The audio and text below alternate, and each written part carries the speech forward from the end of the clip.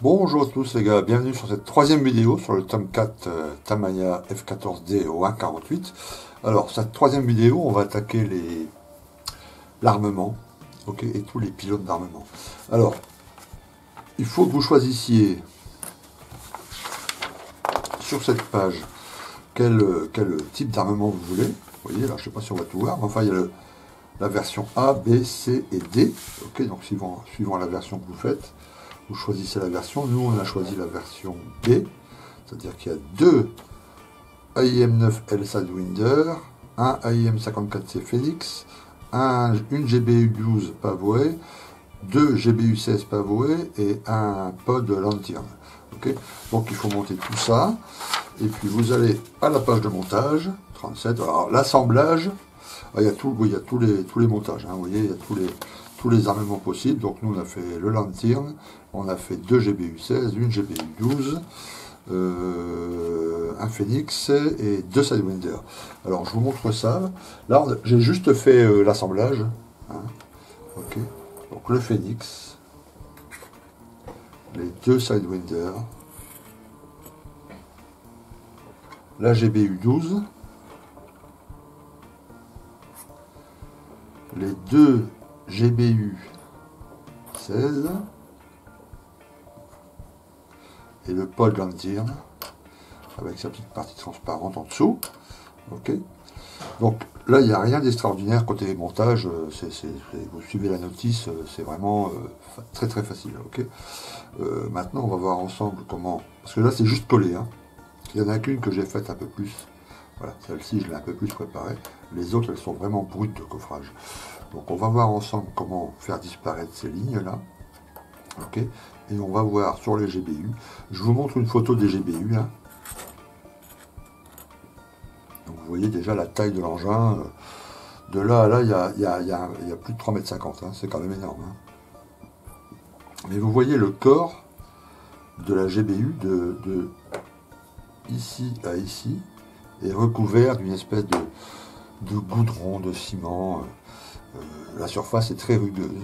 Okay, je l'ai vu sur plein de photos. Donc il faut reproduire ça. Donc je l'ai fait sur celle-ci. Alors, on ne le voit pas parce que la matière est transparente. J'ai utilisé... On va en faire une ensemble après. Hein, mais j'ai utilisé ça. Donc le Dissolved Putty de chez Mr. Hobby. Ok, qu'on tapote au pinceau, je vais vous montrer ça. Ok, et on va essayer de reproduire sur les 3 GBU, donc les 16 et la 12, le petit cache qui est au bout. Regardez là sur la photo, vous voyez, voilà, c'est sur ce petit cache qu'on va accrocher le ruban rouge Remove Before Flight. Ok, voilà, donc j'en ai fabriqué un là, on va fabriquer le deuxième ensemble. Voilà, en gros, ça va venir comme ça. Hop. On le mettra droit, évidemment. On le laissera blanc. Ok. Donc, il sera comme ça. Il est un peu penché, d'ailleurs. J'ai vu sur des fois. Voilà, comme ça. Et puis, en dessous, il y aura le petit Remove Before Flight qui sera attaché. Ok, on va faire ça sur les 3 GBU. Ok. Alors, pour nettoyer, une fois que le collage est fait, une fois que c'est bien sec, ok. Bon, il faut enlever ces petites lignes là de collage. Ok, donc ça on utilise et des bâtons mousse. Ok, alors celui-ci est un peu souple, il est plus doux. Celui-ci un peu plus dur. Et on utilise de la mousse. Ok, avec de l'eau. Hein, toujours. Je vais le mettre là. Oh, voilà. Ok. Donc on commence toujours. En suivant l'épaisseur de la ligne, il y a des fois on utilisera plutôt le mou en premier, des fois celui-là. Mais enfin en gros. Alors là on a de la chance parce que bon c'est Tamiya, donc c'est pas très. Il n'y a pas énormément de boulot. Mais il y a des kits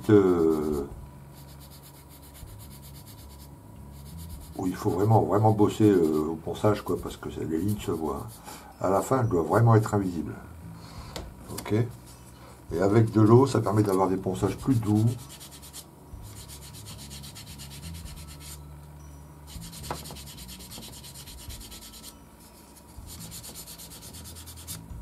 Voilà. Puis après, si nécessaire, évidemment, on va refaire les gravures ensemble. Alors, un peu de sopalin.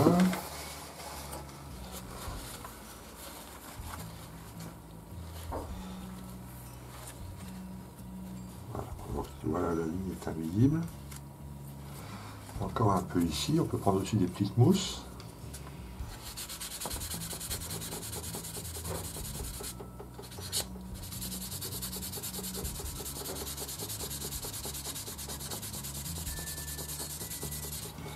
Donc là c'est une 2000 de chez Tamiya, mais il y a d'autres fabricants qui font d'autres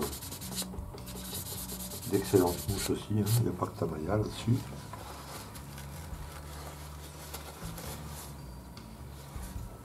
Voilà, donc là la ligne est invisible. Alors quand c'est dans un petit coin comme ça, tu vois comme ici là, c'est trop petit pour la mousse.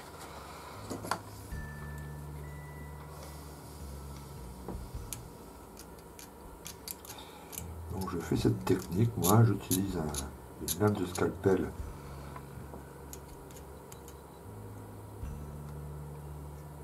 pour enlever le maximum. Ensuite j'ai un petit crayon là en fibre de verre.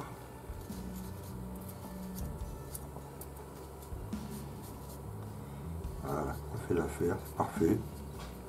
On fait l'autre côté et on fait tous les missiles comme ça, y compris le pot de lentille évidemment.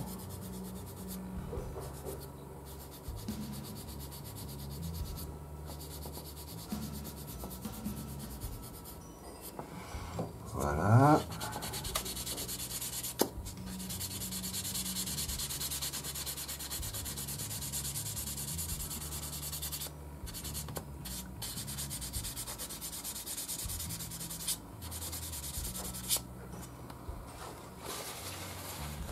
Ok.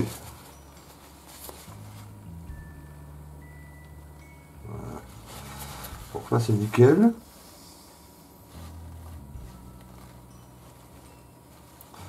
On regarde dans quel sens il va être posé. Ça c'est le haut, donc il va être comme ça.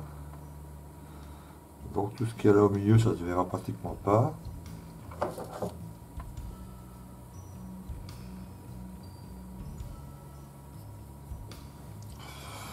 Ok. On peut aussi prendre après pour enlever les petites scories qui se sont mis partout, un petit pinceau-brosse. Voilà. On va fignoler ce petit coin ici. Alors, il faut passer du temps sur l'armement parce que c'est quelque chose qu'on voit vachement, quoi.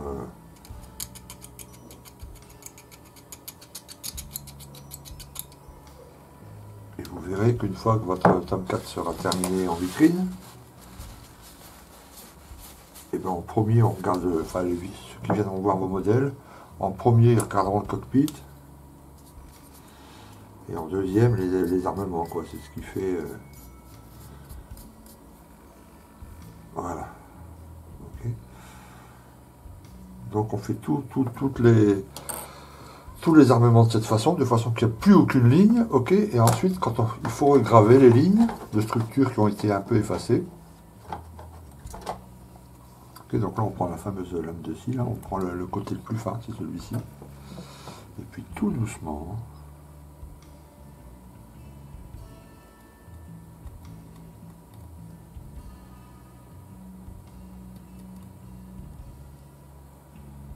Voilà, là il y avait 2 lignes à refaire, vous avez vu.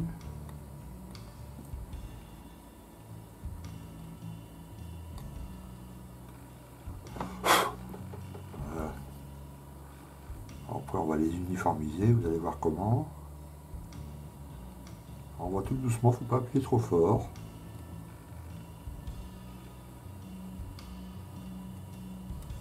Voilà. Si ça bloque, ben on recommence. Vous voyez, si là il y a un blocage, c'est qu'une roue, une dent est un peu trop enfoncée ou ça bloque. On arrête, on recommence un peu. Voilà.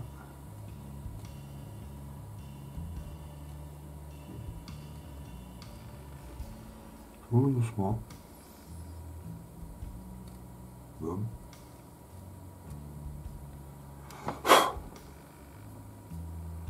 Ok.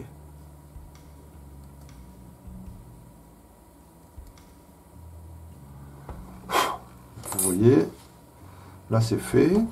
Alors maintenant avec le petit pinceau en carbone, on enlève les scories qui sont autour.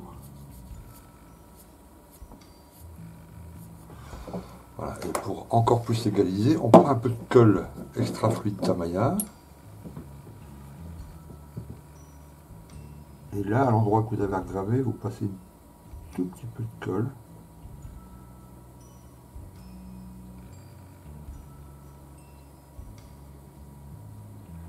Voilà, et là c'est parfait. La petite colle va fondre les petits scories invisibles, enfin invisibles, presque invisibles. Et la ligne maintenant est bien droite. Ok. Donc là ça va aussi. Donc là il faut procéder tout doucement, c'est juste une histoire de... Si vous avez peur de vous louper, entraînez-vous, montez un missile en plus, hein, que vous n'utilisez pas dans votre montage, dans votre configuration d'armement. Et puis allez-y, regravez dessus. Entraînez-vous. Voilà, là il est parfait. Ok, avec une couche après, enfin une petite couche d'après, vous verrez que c'est impossible de déceler les deux parties, quoi. Ok. Alors après, il faut penser à la pâture, à la phase de pâture. Ce qui veut dire qu'il faut penser à comment on va attacher la pièce pour pouvoir la peindre. Alors il y a deux solutions. Soit on fait un trou là-dedans, là, vous voyez, au fond, et puis on tient de cette façon avec un cure-dent. Soit on le fait sur le côté, parce que si vous voulez, le support missile va être comme ça, en gros, hein. Vous voyez au-dessus, là, il y a les deux attaches. Donc on peut faire un trou en plein milieu ici, un petit trou évidemment, à la taille du cure-dent, et puis voilà, pouvoir le tenir pendant la pâture et pouvoir travailler dessus. Ok. Je préfère moi le trou là, ici, parce qu'il est vraiment invisible une fois que c'est fait. Alors que celui-là, on va le voir un peu, si on se penche vraiment, qu'on voit derrière, enfin ça peut être visible, quoi. Donc moi je préfère toujours faire de ce côté-là. Donc je vais sortir la perceuse. Je vais vous montrer pour une pièce. Voilà, donc là on cherche. On dit tiens, 1, 1, 1. Ici.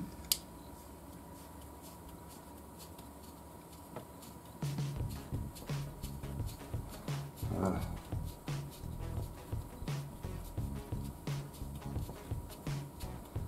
Parce qu'une fois qu'il sera nettoyé l'alcool, évidemment, et il y aura la couche d'après, la peinture, il va y avoir du masquage parce qu'il y a plusieurs... Voilà. On passe au travers, c'est bon. Donc, vous voyez ce trou là, une fois qu'il y aura le... Alors, on ne le verra plus du tout. Ok. Alors ensuite on prend un cure-dent. On enfonce ça bien comme il faut. Et voilà. Et là il est prêt à la peinture, etc. Celui-ci en l'occurrence c'est le Phoenix. Donc il est en gris, sauf toute la pointe qui est en blanc. Donc on va d'abord peindre ici en blanc. Ok, la pointe là. On va masquer. Ok, et puis après le reste en blanc. Ok. On va faire des couches très très fines de façon à garder bien les gravures. Et puis quand on va faire un jus après, tout va apparaître, ça va être magnifique. Okay, et après les décals évidemment. Voilà. Donc on fait toutes les pièces comme ça. On les plante dans un... Alors moi j'ai toujours un petit peu de polystyrène. Vous voyez, zoom, voilà. Et on va se retrouver une fois que tout ça, ça sera sur petit cure-dent. Ok. Et puis on passera la couche d'après ensemble. Mais avant ça, je vais vous montrer comment on fabrique ce genre de petites choses là, les petits caches. On va faire ça ensemble. Ok, alors pour faire ce petit cache là, voilà, celui-là il est terminé. Vous voyez, il m'en faut deux. Le deuxième est là. Eh ben, il faut faire un peu de scratch, il faut trouver des trucs, il faut essayer de voilà. Alors j'ai tout de suite pensé au coton-tige parce que c'était un peu le bon diamètre. Ok. Voilà. Et quand on coupe un coton-tige en deux, voilà ce que ça donne au milieu. Ok. Donc on en coupe des petites rondelles avec une petite scie. Ok. Alors moi je fais comme ça, je pense déjà à l'intérieur pour avoir un joli arrondi.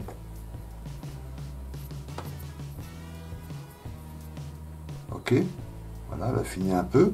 On coupe des petites rondelles, tu vois, ça fait à peine 1 millimètre là de longueur. Et puis on en coupe plusieurs, et puis on essaye d'en trouver deux exactement de la même taille. Hein, plutôt que de se fatiguer à en couper un, puis essayer de faire le deuxième pile poil à la taille. Vous en coupez 5-6, et sur les 5-6, vous en aurez deux qui seront à la bonne taille. Ok, donc on vérifie que ça rentre bien. Là, ce qui est le cas, que ça rentre bien en protection comme ceci. Parfait. Ok. Et maintenant, on va boucher un des petits trous là, pour avoir le même, l'identique sur celui-là. Alors, je mets celui-là de côté. Et là, on utilise un peu de putty. Vous voyez, là, c'est un petit AK. Et là, il suffit de déposer une goutte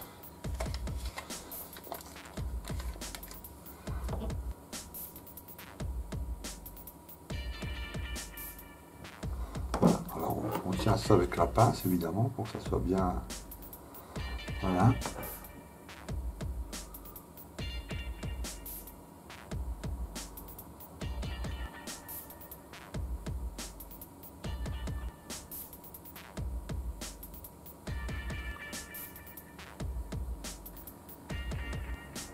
Voilà. L'important c'est de boucher et puis on laisse comme ça 24 heures, ok, ça soit bien sec. Et après ça, on va le retourner, on va le poser. Alors, je vais en prendre un qui n'est pas... voilà, c'était un autre que j'ai fait. Tu vois, on va le poser un peu. Alors, imaginez que ça soit celui-là, hein, vous comprenez le principe. On mouille un peu là. Tu vois, c'était une petite... Et puis, on fera tout doucement, tout doucement. Et on obtiendra une surface très plane. Il suffira de le retourner, de le mettre, et puis voilà, ça sera bon. Ok. Et là-dessus, quand ça sera bien sec et quand il sera en place, on va y coller un tout petit fil de cuivre, très fin, tu vois, ce qui va représenter la goupille, tu vois, et puis on attachera le petit drapeau, enfin le petit fanion Remove Before Flight, quand tout sera terminé, vraiment en dernier, et ça fera l'illusion du bouchon de protection. Voilà. Donc on va mettre ça de côté, hop, à sécher, on pensera tout à l'heure. J'en ai fait, alors il en faut 3 en tout, hein, il en faut 2 grands pour les GBU 16 et un plus petit pour le GBU 12. Alors pour le GBU 12, c'est exactement la même chose. Hein, vous voyez qu'il est un peu plus fin. Il faut juste prendre un coton-tige, mettre une petite flamme en dessous. Ok. Alors pas trop direct, il faut vraiment trouver le bon truc, il faut vraiment le ramollir, quoi. Ok. Il ne faut pas qu'il commence à fondre tout seul. Il faut que, voilà, passer en dessous. Et à un moment, vous tirez un peu, il va s'allonger un peu, tu vois, de 2-3 cm, tu vois. Donc ça va réduire le diamètre. Et puis après, vous faites exactement la même chose qu'on vient de faire là, ensemble.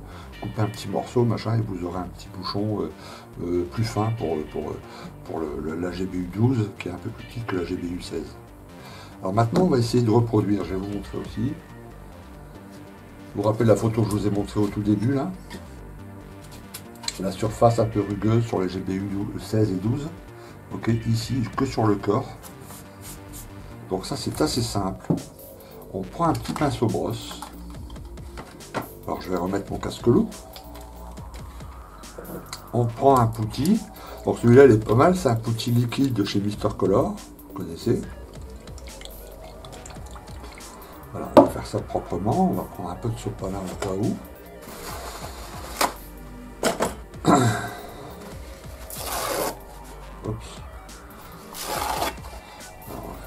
Ça, au cas où, on va le mettre à côté.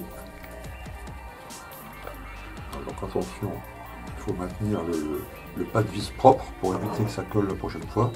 Ok, et ensuite, c'est assez simple, on recouvre la surface avec le putty, la surface qu'on veut faire un peu rugueuse. Voilà. Alors ça sèche assez vite.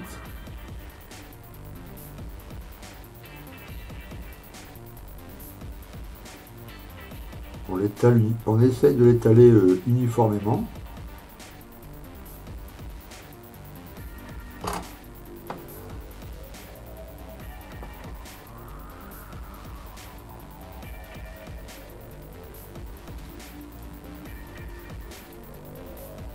On s'arrête bien à la limite servait de photo de référence. Voilà, on laisse sécher, mais alors c'est vraiment, vous voyez, là c'est en direct, hein, je ne fais pas d'accélérer ou quoi que ce soit. Voilà, ça commence à devenir dur, et là après on tapote, mais vraiment droit, quoi. On tapote un peu. Voilà, et ça fait plein de petits tubes, ça va faire l'effet recherché. Alors, je vais tenir plutôt comme ça, voilà.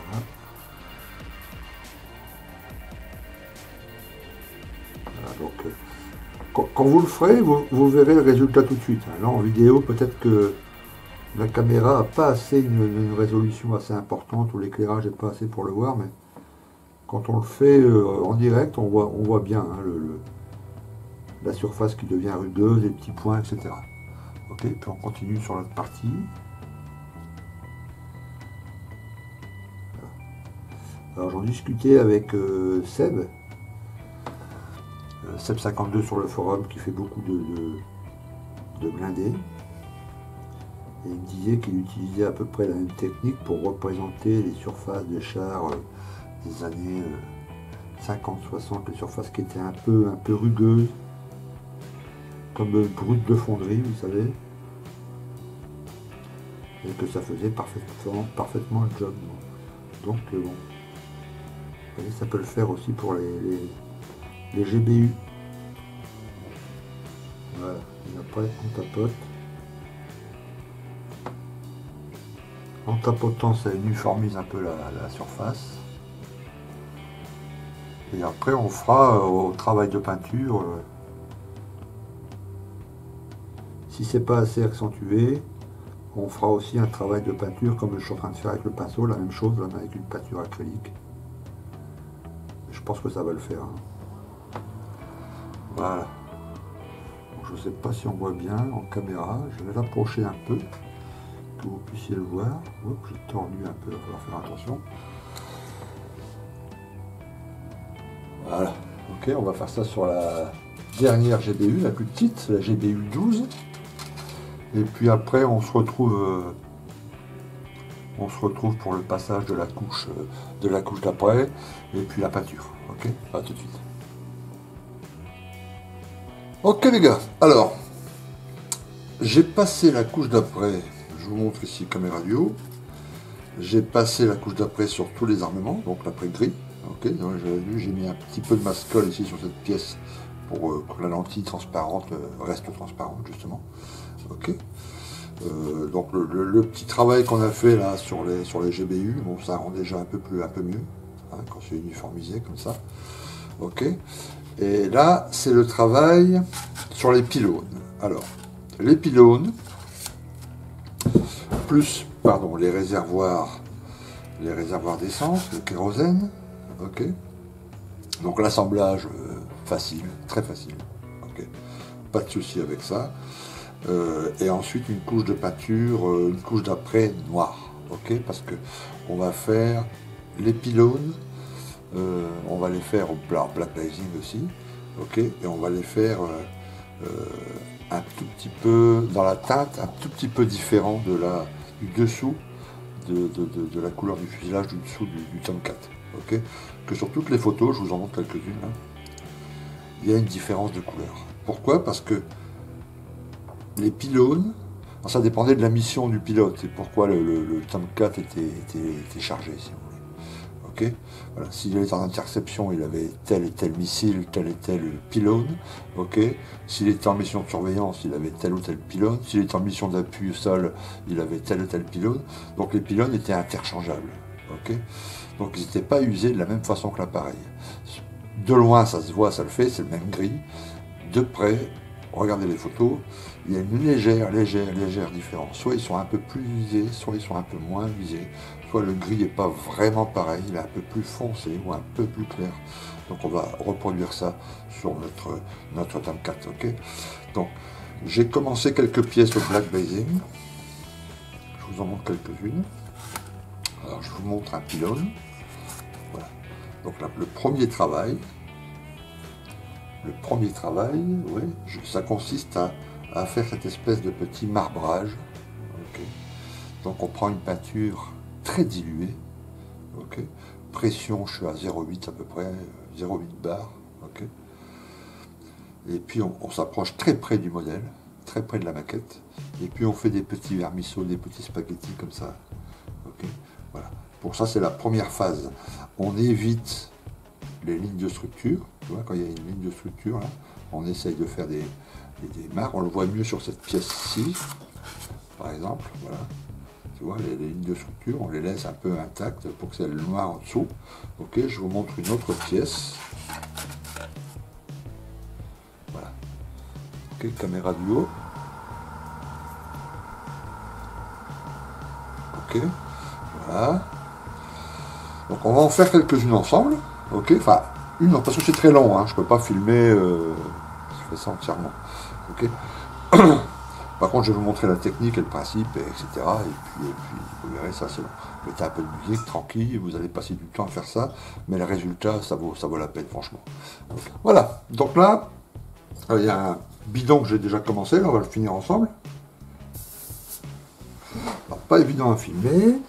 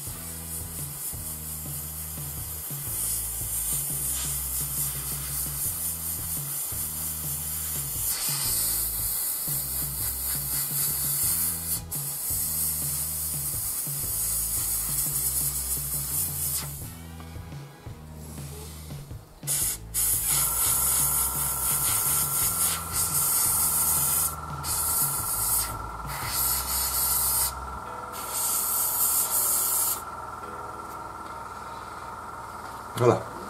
Bon, vous voyez, le but, c'est donc d'avoir cette espèce de marbrage. Ok. Alors, c'est pas évidemment la couche définitive. C'est ce qui va donner du contraste, beaucoup de contraste à votre peinture. Ok. On va voir que c'est pas un aplat. On va voir que la peinture, elle a travaillé, elle a vieilli, etc. Donc là, voilà, on a fait le marbrage sur toutes les pièces. Ok.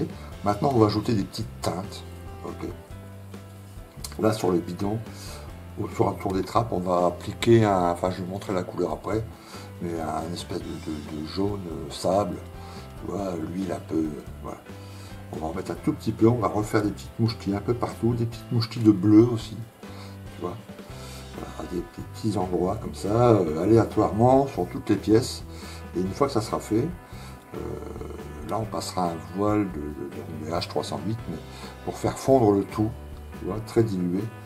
Et puis vous allez voir qu'au fur et à mesure ça va s'habiller et ça va faire une peinture top avec beaucoup de contraste, etc. Ok. Ok les gars. Alors, vous voyez, j'ai refait un petit peu, j'ai passé un peu de bleu et un peu de bœuf. Alors, le bœuf, j'ai utilisé le Tamiya bœuf, le XF57, ok, dilué normalement, hein, 50-50. Et puis là, le bleu, j'ai pris le gris bleu, Blue Grey, H42 de chez Aquaous Bicolor, ok. Pareil, dilué normalement 50-50. Et puis on fait des petites touches, des petites pointes à droite, à gauche. Alors, une fois que c'est fini, ce travail de marbrage, de préparation, disons, ça ressemble à pas grand-chose. Hein. Ok. Mais là, pas de panique. Là, maintenant, ça va être sympa. Là, on va passer, donc, la couche finale, le H308, qui nous concerne ici. Ok. On va le passer dilué 50-50, assez diffus. On va se mettre assez loin et on va passer des voiles comme ça très fins pour fondre tout ça. Ok. Faut pas aller trop loin parce que si vous allez trop loin, évidemment, on va plus voir votre travail de préparation. Donc il faut, voilà. Moi, ce que je fais, c'est que quand je commence à sentir que c'est bon, c'est-à-dire que on voit bien que c'est la H308 qui est la couleur principale, tout est bien fondu, mais on voit encore un tout petit peu le bleu, et puis les traces qu'on a fait avant avec le marbrage et tout ça, et le bœuf un peu. J'arrête, je mets de côté, je passe à un autre, etc. Et après, je laisse passer un peu de temps, vous voyez. Donc, quand vous avez trop le nez dessus, après, vous ne voyez pas les trucs. Voilà. Laissez passer un peu de temps.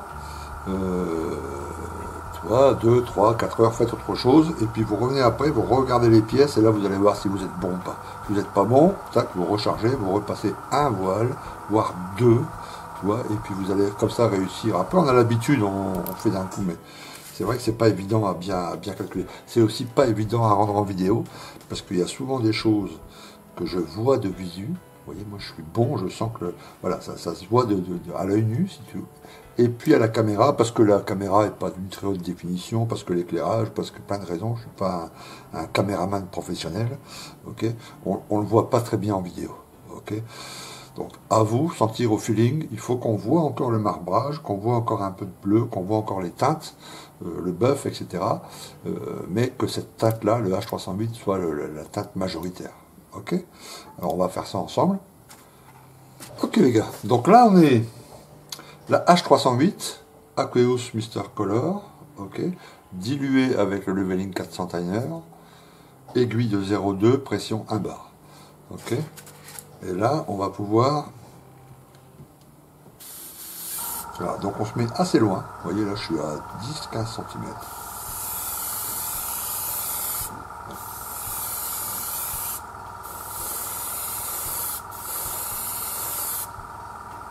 On continue.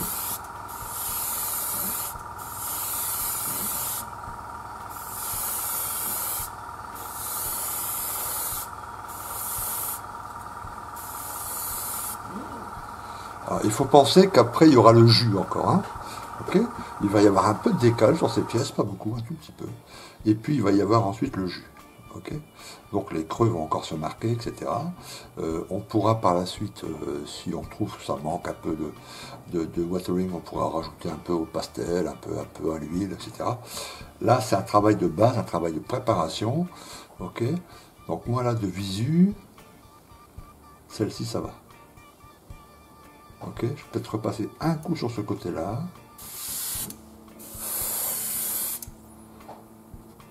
Voilà. Ok, on garde bien la pièce sous tous les angles. Donc vous voyez par rapport à avant, je mets les deux pièces. Voilà. Ok. Alors je le plante sur un autre truc. On continue. Je vais faire un bidon. Puis après je vais arrêter là. Parce que, enfin, arrêter là, pas la vidéo, mais cette partie, parce que ça va prendre trop de temps ma vidéo. Vous avez compris le principe. Hein, voilà. On est régulier dans ce passage. On ne reste pas au même endroit tout en appuyant sur la gâchette évidemment. Donc on fait des passages. On démarre la pulvérisation pas sur la pièce, un peu à côté. Voilà.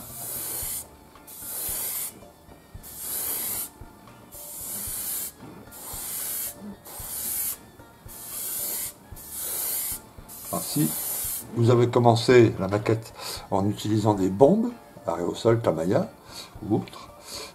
C'est le même principe, on ne démarre jamais le premier jet de bombe sur la maquette, on le fait un peu à côté, puis on fait des passes. Voilà, il faut faire des passes. Et ça se construit tout seul. Hein.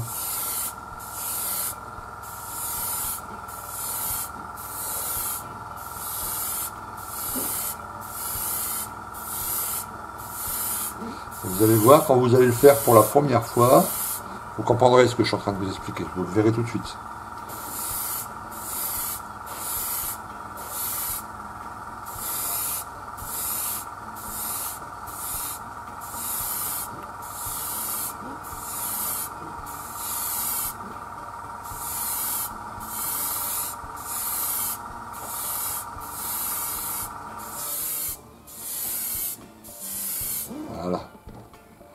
vois, et c'est vachement plus intéressant qu'un simple aplat, quoi. Tu vois, sauf si vous voulez représenter un Tomcat qui sort de l'atelier de peinture, qui a très peu d'heures de vol. Là, il n'y a pas de souci de faire un aplat. Mais si vous voulez représenter un Tomcat ou un autre appareil, peu importe, mais qui a vécu un peu, ça c'est une très bonne technique. Ok. Et puis c'est une technique pour les débutants qui permet les erreurs. Vous savez, quand vous avez fait le marbrage, si jamais vous êtes resté au même endroit un peu trop longtemps, ça fait une tache de peinture, votre marbrage n'est pas régulier, comme le mien, vous avez vu, il n'était pas régulier. Vous avez mis trop de bleu à un endroit, c'est pas un souci, parce que là, quand vous repassez la couleur définitive, hop, on peut insister un peu plus sur un endroit, et toutes les petites erreurs, entre guillemets, que vous avez pu faire, eh ben, elles disparaissent. Hein. Voilà. Donc là, je vous montre encore une fois le travail. Alors, je ne sais pas si en vidéo, on va bien voir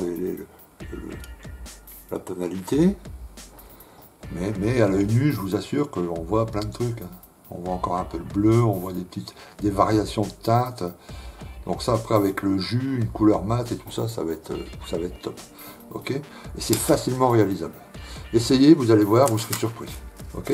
Bon, je vais continuer à finir ces pièces-là. Donc celles qu'on a marbrées, etc. Ensuite, je vais peindre les armements. Donc là, c'est pas la peine de filmer parce qu'on est déjà à 40 minutes. La vidéo va durer des heures.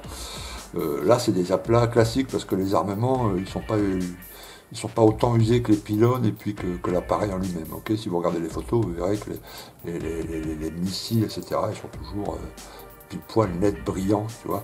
Donc ça, on va faire des aplats. Attention, vous regarderez bien la notice parce que sur certains, les GPU, etc., il y a un peu de masquage à faire, donc plusieurs teintes à faire. Okay, pareil sur les Sidewinder.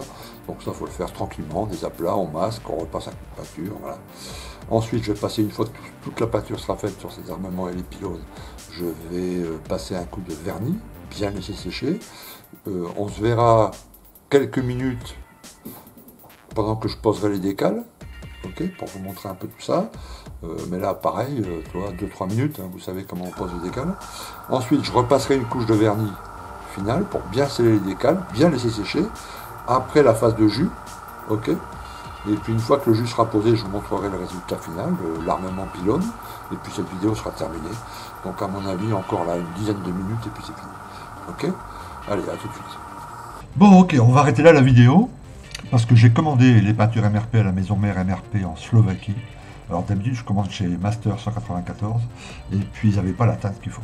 Donc j'ai commandé, j'ai passé ma commande le 27 décembre, à la maison mère, donc en Slovaquie, et j'ai toujours pas reçu le colis. Alors c'est livré par FedEx, hein, pour ceux que ça intéresse qui vont commander à la maison mère, c'est FedEx qui s'en occupe, ils ont un contrat chez FedEx, mais ils ont choisi le contrat minimum, c'est-à-dire que la livraison ne se fait que du lundi au vendredi, entre 8h et midi.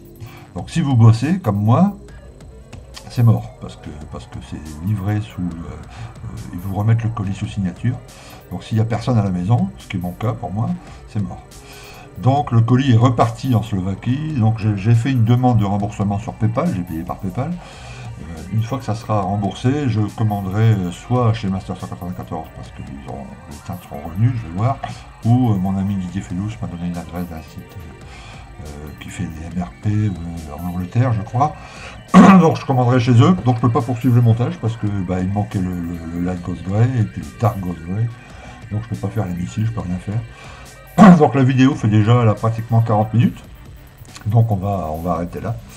Et puis on se retrouvera pour la partie 4, où je vous montrerai au tout début les missiles terminés, ok, ou en cours en tout cas, enfin on continuera ce qu'on vient de faire, le travail là, et puis après on attaquera le reste du fuselage, etc. Donc alors j'espère que ce montage vous a plu, vous avez appris quelques petits trucs, on se retrouve très très bientôt, à plus, ciao.